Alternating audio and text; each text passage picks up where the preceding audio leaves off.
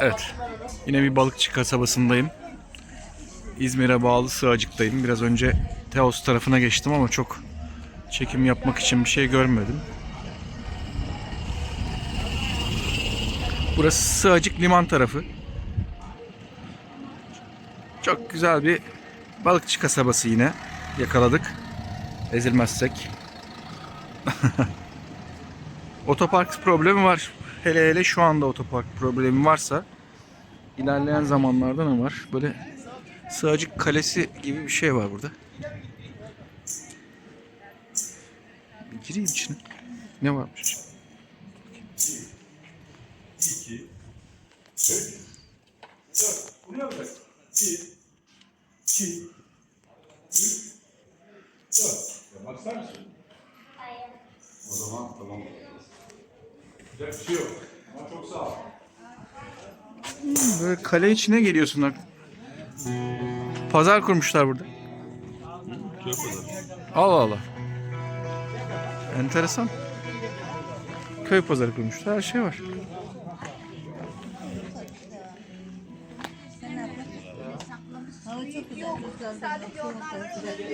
Öbür tarafından da çıkıyorsun Aku.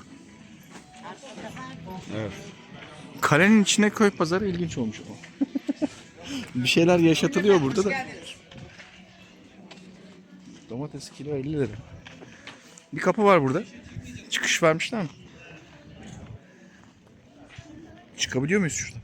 Çıksak iyi olur. Şuradan çıkarım abi. Dur bakayım. Ha, buradan çıkış yok. Mu? Değişik bir yine. Var çıkış var. Hadi çıkalım. Odacık yapmışlar. Evet. Enteresan. Kestirmeden geldi.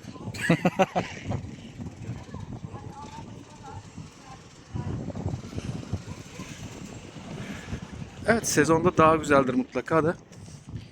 Ama şu anda da kalabalığın olmadığı, sakinliğin ve huzurun olduğu çok güzel bir zaman. Kasım ayı. Ama güneş o kadar parlak ki hiç Kasım gibi durmuyor. Yani ben ince bir uzun kolluyla gelmiştim. Birazdan kısa kolluya geçmem lazım. Fiyatlar da güzel. Ucuz. 300 lira, 500 lira. Burada kendini doyurabileceksin. Biz şimdi bir kahvaltı yapacağız. Şöyle. Liman Restoran diye bir restoran var. Hako.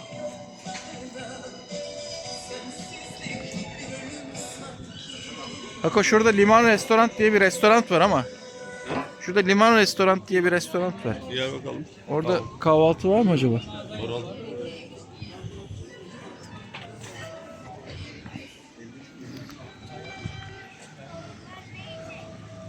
Neyse biz oraya soralım, sonra bakacağız.